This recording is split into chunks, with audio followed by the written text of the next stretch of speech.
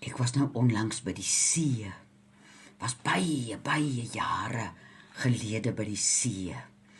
En daar het ek iets opgemerk wat my so diep getref het. Mense dink altyd so, ons is so ver uit mekaar uit, en 'n seemens is so heel anders as 'n mens wat in die Karoo bly. Maar daar's so 'n groot diep raakpunt van 'n mens van die Karoo en 'n mens wat by die see bly. Nou, ek het al baie keer gesê, een van die nasionale sporte van iemand wat in die Karoo bly, is om oor die vlakte te sit en kyk.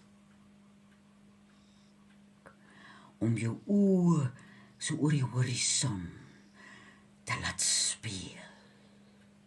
En ver te kyk. In die ou dae, toe daar nog klipkrale was, sou jy baie keer 'n oom gekry het daar met sy pyp, wat net so kyk.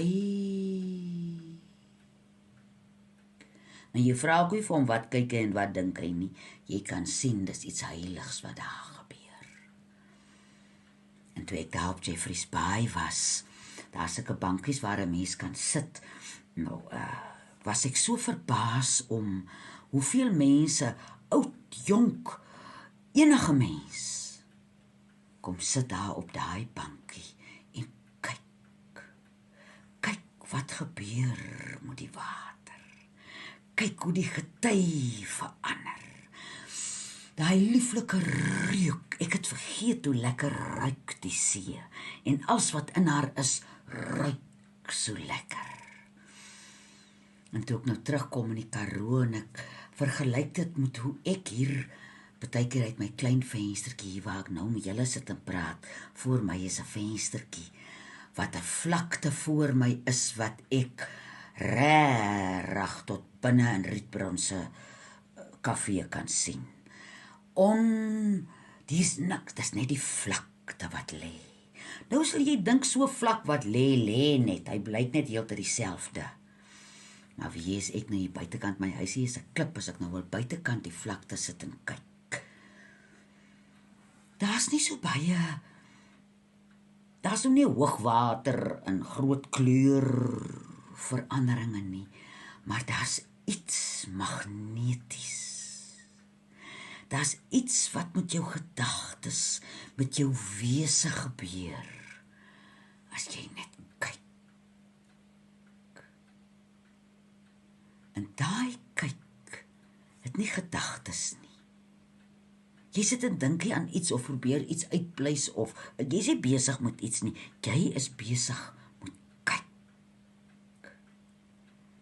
En as ek so sit en kyk, na rukkie kom ek agter, ek haal al dieper asem. En dan begin ek sommer nou aktief lekker asem te haal. En baie kere as ek in 'n stad is, dan na tyd, dan voel ek so 'n spanning oor my gesig. En as ek nou loop sit en dink waaroor dit is, dan voel dit altyd vir my, ek kan nie uitsien nie. Ek wil kan uitsien. En dis iets wat 'n Karoo siel en 'n see siel deel met mekaar. Mense wat weet hoe om te kyk. Wanneer om te kyk. Want hoe langer jy kyk, hoe wyer word jou binnelandskap.